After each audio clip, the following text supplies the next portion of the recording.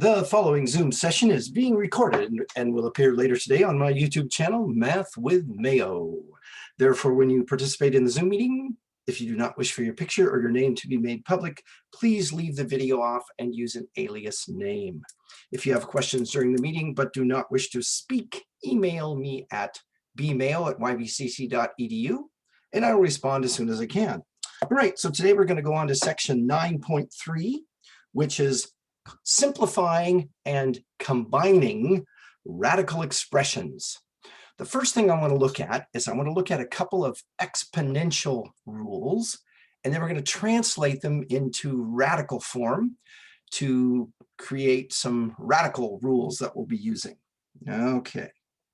So first of all, if we have a product such as A times B, raised to a power, we'll say the power n.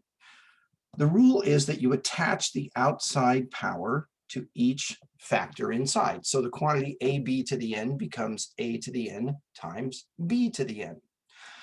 So what if our exponent, instead of n, was 1 over n? Then we would get a to the 1 over n power times b to the 1 over n power, right? Now, let's translate this into radical notation. This would be the nth root of AB equals the nth root of A times the nth root of B. So basically what we have is this. If we have a radical that has a product inside, we can take each factor inside and raise it to that or apply that outside index. Now, this is assuming that each of those factors is real. Remember, we can't take an even root of a negative number.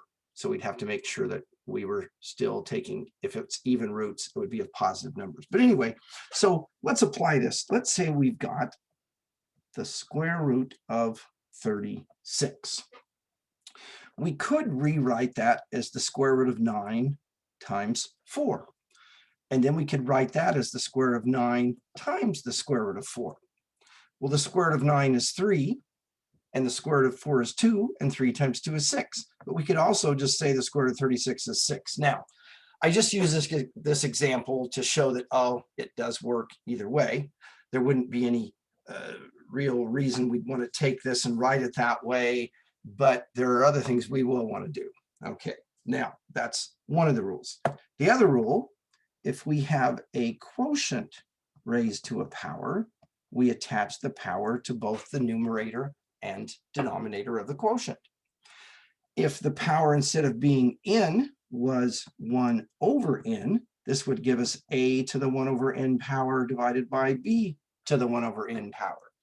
But translating that into radical form, we would have the nth root of the quotient ab equals the nth root of a divided by the nth root of b. Again, assuming that a, or the nth root of a and the nth root of b are both real numbers. So if we have a product or a quotient inside of a radical, we can pull them apart into individual factors or numerators and denominators.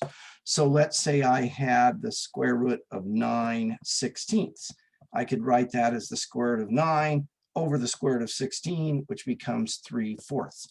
We actually did some problems like this earlier on in the chapter. We just never really officially talked about why you could do it. We just sort of did it. Well, now we've talked about it officially. Okay. Next thing I want to talk about is the idea of simplifying a radical. Typically, you think of simplifying something as making it less complicated. Well, that isn't necessarily the case with simplifying a radical. What simplifying a radical means is that you get everything that you can out from under the radical, okay? So for instance, simplifying the square root of 4, oops, let's try that a little easier. Simplifying this radical, it just comes out nice to 2. But what if you have the square root of 8? Well, 8 isn't a perfect square, but is there something we could do to get rid of part of that 8? And there is. We could pull 8 apart into 4 times 2. And then I could pull that apart into the square root of 4 times the square root of 2. The square root of 4 is 2, so I get 2 square roots of 2. So the square root of 8 simplified becomes 2 square roots of 2. Now, it doesn't look simpler, it actually looks more complicated, but the quantity that's inside the radical, that is the radicand, is smaller. So by definition, we have simplified the radical. If we were to plug these both into our calculator, we'd get the same answer, but it would probably be easier to put that into the calculator. So again, simplifying it means reducing as much as you can the radicand inside, kicking things outside by unsquaring them, so to speak, in this case. All right, now we have the square root of 28. It says simplify each expression. Well, I could say, oh, 28 is 14 times 2. So I could write it as the square root of 14 times the square root of 2. Even though that's true, that's not really useful because the square root of 14 isn't nice and the square root of 2 isn't nice. What is it I want to do? What I want to do is I want to break it apart into factors that are squares and then whatever's left over. So 28 could be written as 4 times 7. 4 is a perfect square. 7 is not a square, but it doesn't break down any further. So then I'd have the square root of 4 times the square root of 7. The square root of 4 is 2, so 2 times the square root of 7. So even though this is legal, it's not useful. I want to break it down using perfect square factors. Okay, and leftovers. All right, how about this one? 9 times the square root of 54.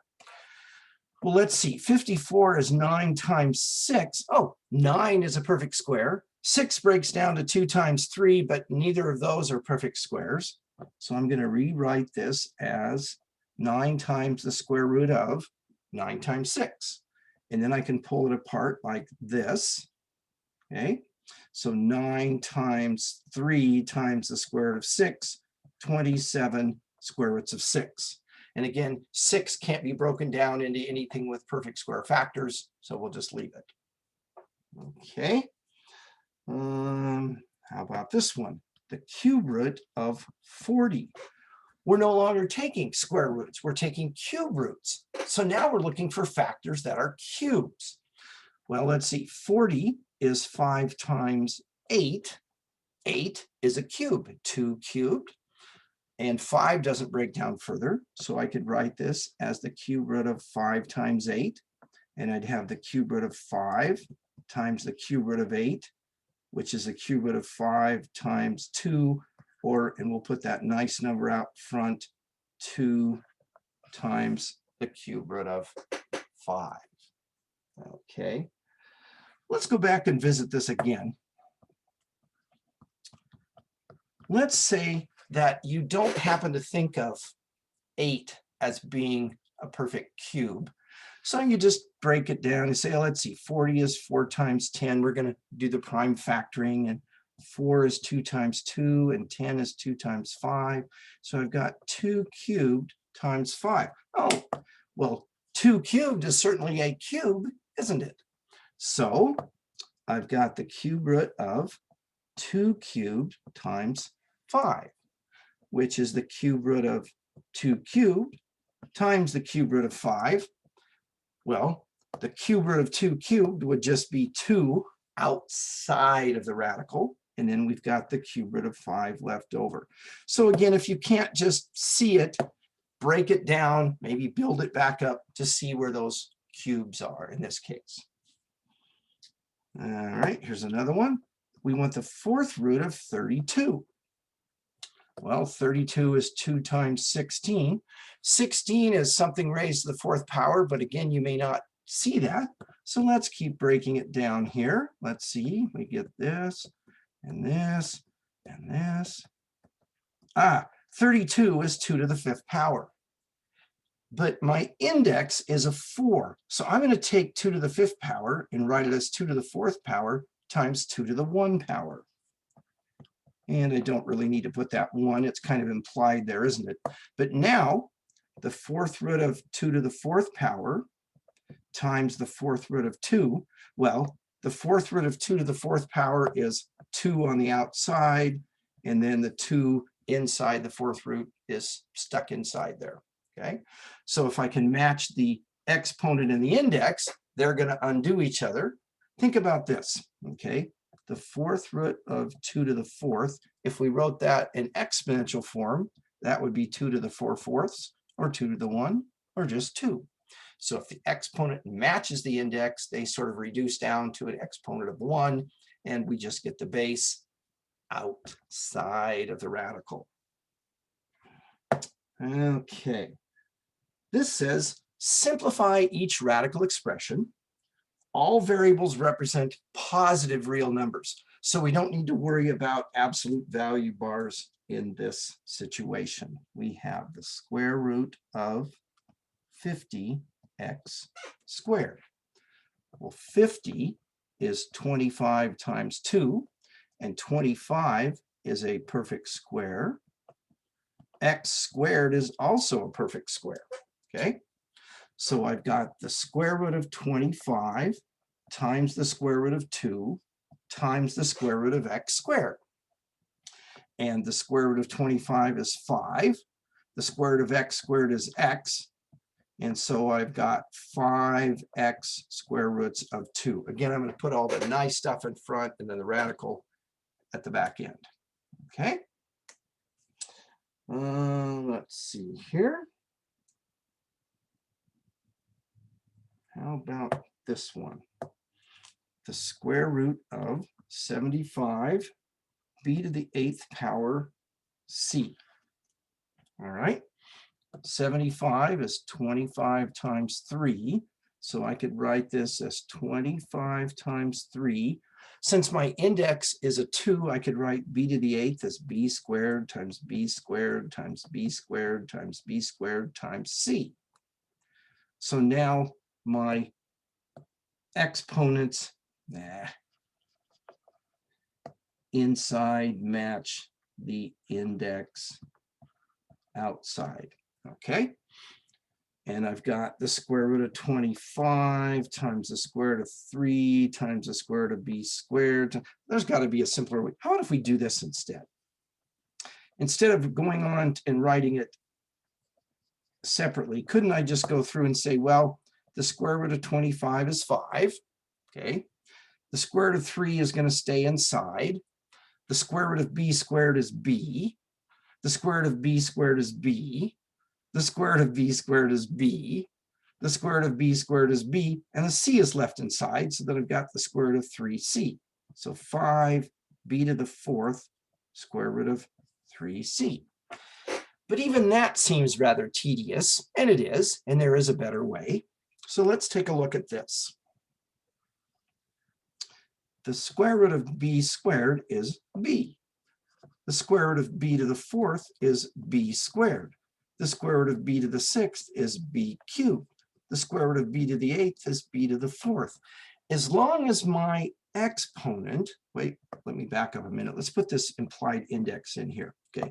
As long as my exponent is either the index or a multiple of the index, it's easy to take the root, because you're basically taking the exponent divided by the index, the exponent divided by the index, et cetera, et cetera.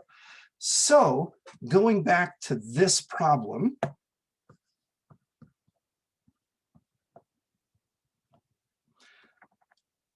I would do this. I would say, well, it's 25 times 3 times b to the 8th times c. Since 8 is a multiple of the index, it's going to come out nicely. The square root of 25 is 5. The 3 is going to stay inside. The square root of b to the 8th is b to the 8 divided by 2, or b to the 4th, and the c is going to stay inside. And there you have it. So you can do it that long, drawn-out way I showed, but that was really just to show you that, oh, you don't want to do it that way. You want to do it this way. It's less work. All right. Let's see here. Let's take a look at this example. Again, it says all variables represent positive real numbers. We've got the square root of 147 a to the 5th power. All right, now 147, I don't believe is a perfect square. Let's see, what can we do with 147? I believe 3 goes in because 1 plus 4 is 5, plus 7 is 12, and 3 goes into 12. What? If you add up the digits and their sum is divisible by 3, then the original number is divisible by 3. Well, let's see. 3 goes into 147. Let's pull out our calculator here. 147 divided by 3 is 49. Okay. So this is 3 times 7 squared. All right. So here's what I'm going to do. I'm going to rewrite this as 3 times 7 squared. And then I'm going to take that a to the 5th power, and I'm going to break it down as a to the 4th times a. Why a to the 4th? Because that's the highest exponent that's a multiple of the index, the highest exponent I can pull out of that. So a to the 4th times a. So now the square root of 3, that's going to stay inside. The square root of 7 squared is going to be a 7 on the outside. The square root of a to the 4th is going to be a squared on the outside. And the square root of 3a is going to stay inside. Okay. Let's see here. Here's another example. The cube root of 280, a to the 5th, b to the 6th. Well, let's see. 280 would be 28 times 10, 4 times 7 times 2 times 5, 2 times 2 times 7 times 2 times 5, 2 cubed times 7 times 5. So what I've done is I've gotten the prime factorization, and oh, 2 cubed, I'm taking a cube root, so I want that cube. So I've got the cube root of 2 cubed times 5. Oh, I guess I switched the order around. It doesn't really matter, but let's keep it the same at this point. And then I'm going to write a to the 5th as a cubed times the leftovers a squared. And b to the 6th, since 6 is a multiple of the index, I'll leave that alone. Okay, but 5 wasn't a multiple, so I took out a 3 and had 2 left over. Okay, so now the cube root of 2 cubed is 2 on the outside. The cube root of 7 stays inside. The cube root of 5 stays inside. The cube root of a cubed is a on the outside. The cube root of a squared stays inside. The cube root of b to the 6th is b squared. So I've got 2ab squared times the cube root of 7 times 5 times a squared. So we're going to have 2ab squared cube roots of, and we're going to multiply the radicand all back together now that we know we can't take anything else out. So we have 35a squared inside. And again, don't forget to write the index since it's a 3. Okay, now let's take a look at some quotients. We've got the square root of 3/4. Again, it says all variables represent positive real numbers. This problem doesn't have any variables, but eventually they will have. So this is the square root of 3 over the square root of 4, which is the square root of 3 over 2. And let's see here. We've got the 5th root of 2 divided by 243, which is the 5th root of 2 over the 5th root of 243. Well, let's see. 243 is 3 times 81, which is 3 times 9 times 9, which is 3 times 3 times 3 times 3 times 3, which is 3 to the 5th power. So this is the 5th root of 2 over the 5th root of 3 to the 5th power, which is the 5th root of 2 over, what's the 5th root of 3 to the 5th power? It's 3 on the outside because the exponent in the index would reduce down, making it 3 to the 1 power outside of the radical. Okay, let's see here. We have the 6th root. the 6th root of 5y to the 12th over 64. We could rewrite that as the 6th root of 5y to the 12th over the 6th root of 64. Well, in the numerator, the 6th root of 5 isn't going anywhere, but the 6th root of y to the 12th would be y squared outside. So I've got y squared times the 6th root of 5. And in the denominator, let's see, 64 is 8 times 8, 2 times 2 times 2 times 2 times 2 times 2, 2 to the 6th power, okay?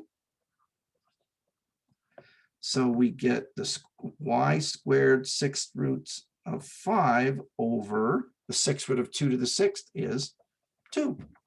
So y squared 6 roots of 5, 6th root of 5 all over 2.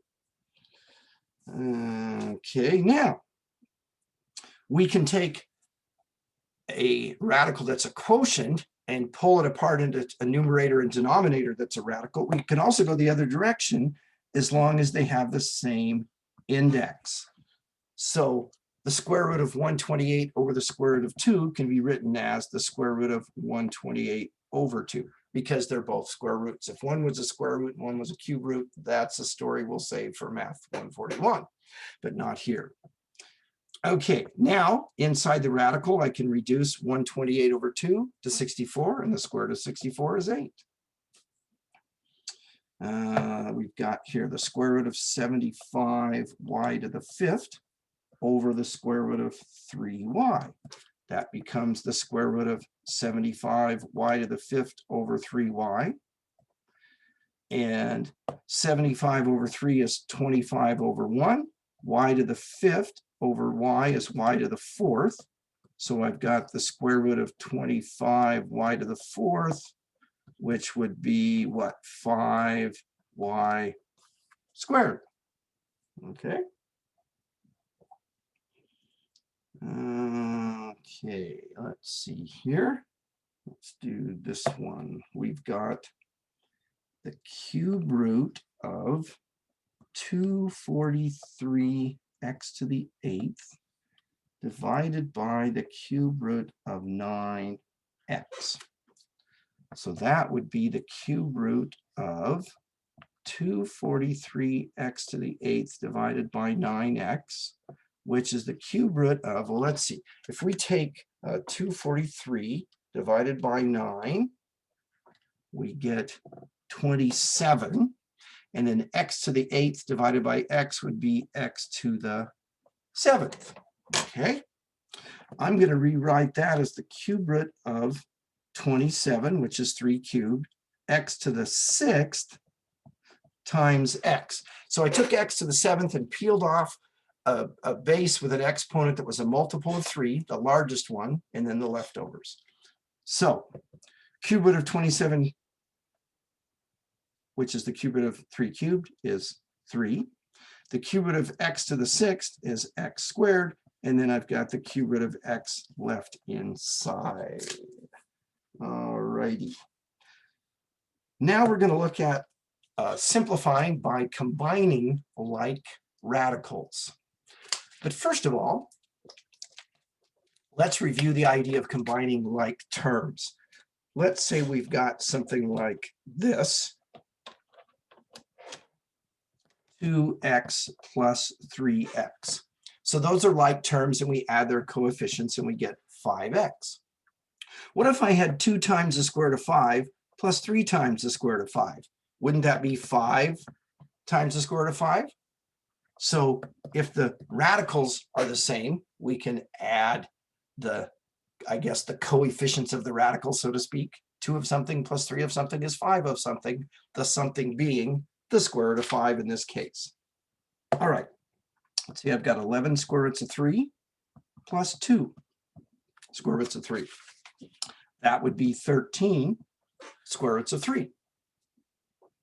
Or how about 30 cube roots of 6, 30 cube roots of 6 minus 10 cube roots of 6. that would be 20 cube roots of 6.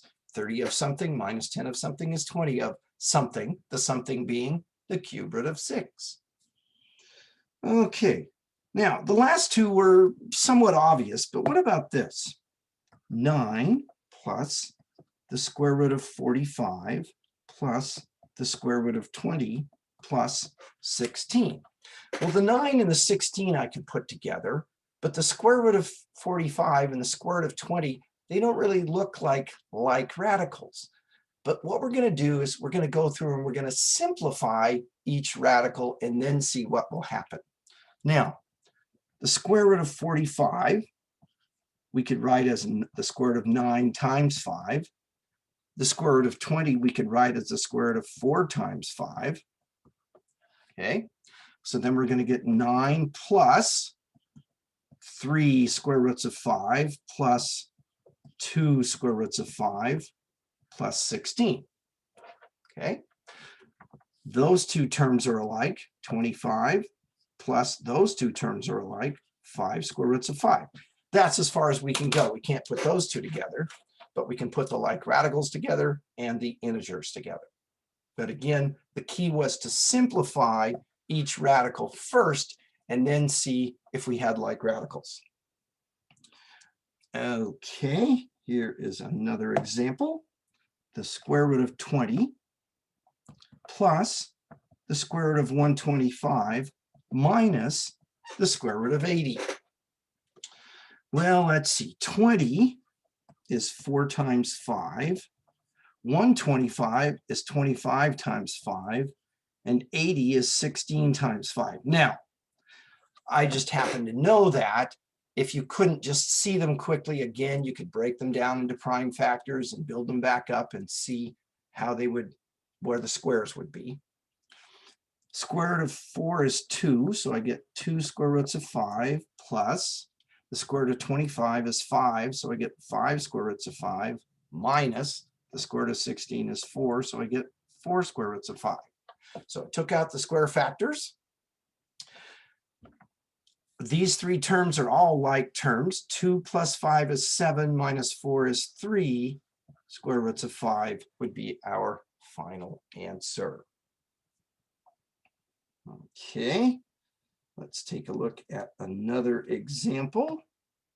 12 plus the cube root of 80 minus the cube root of 10,000 plus 4. So we need to simplify the cube root of 80 and the cube root of 10,000. Well, let's see here. 80 is 8 times 10, which is 2 times 2 times 2 times 2 times 5, or 2 to the 4th times 5, or 2 cubed times 2 times 5. Why am I doing that? Again, I'm getting the cubes. So this is 12 plus the cube root of 2 cubed times 2 times 5 minus, all right, 10,000 is 10 times, 10 times 1,000, 10 times 10 times 100, 10 times 10 times 10 times 10, 10 to the 4th. So I'm going to write that as 10 to the 3rd times 10. Okay, and then plus 4. All right, so now I've got 12 plus the cube root of 2 cubed is 2 outside, but I've got 10 still inside. Okay, minus the cube root of, oh, wait, not yet, hold on. Minus, let's see, the cube root of 10 cubed is 10 outside, cube roots of 10 inside plus 4. So both radicals simplified down to where they had a 10 inside. So now I've got 16, and then plus 2 of those minus 10 of those would be minus 8 cube roots of 10. Okay. And let's see here. How about this? 23 fourth roots of 3 plus the fourth root of 48. Consider this, okay? I've got two terms. One of them is the fourth root of 3.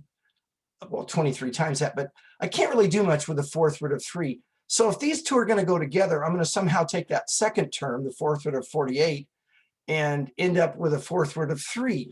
Well, if I take 48 and write 3 times 16, oh, and that's 4 times 4, which is 2 times 2 times 2 times 2, which is 2 to the 4th. So I've got 23 fourth roots of 3 plus the fourth root of 3 times 2 to the 4th power. So I want those to stay inside. Let's see what happens. 23 fourth roots of 3 plus, oh, the fourth root of 2 to the 4th is 2 outside, and then I've got the fourth root of 3. These are like terms, 25 fourth roots of 3. My point is, I was looking for a 3, so I wanted this to give me a 3 and hopefully something I could take outside. If it didn't happen, then I wouldn't be able to put them together, but it did, so I could. Let's see here. Let's take a look at this one. 6 times the cube root of 5y plus 3 times the cube root of 5y. Those are like radicals, so that would be 9 times the cube root of 5y. That one wasn't too bad. Let's take a look at this one. The square root of 18t plus the square root of 300t minus the square root of 243t. Well, it looks like they're all going to have a t inside. Let's see what else is going to happen. 18 is 9 times 2. 9 is a perfect square, so we'll write this as the square root of 9 times 2 times t, okay, which is going to give us 3 square roots of 2t, okay. 300 is 3 times 100, which is 3 times 10 squared, so plus 3 times 10 squared times t, and the square root of 10 squared is going to be a 10 outside, and inside I've got, so I've got the square root of 3t. Oh, 2t, 3t, they don't match, do they? Well, let's keep going. Minus, minus. 243 is 3 times 81, 3 times 9 times 9, 3 times 3 times 3 times 3 times 3, 3 to the 5th power. So I'm going to write that as 3 to the 4th power times 3 times t. And again, why did I peel away 3 to the 4th power? Because 4 is a multiple of the index 2. So I can undo that nicely. So the square root of 3 to the 4th power is going to be 3 squared, right? And then inside we have the square root of 3t.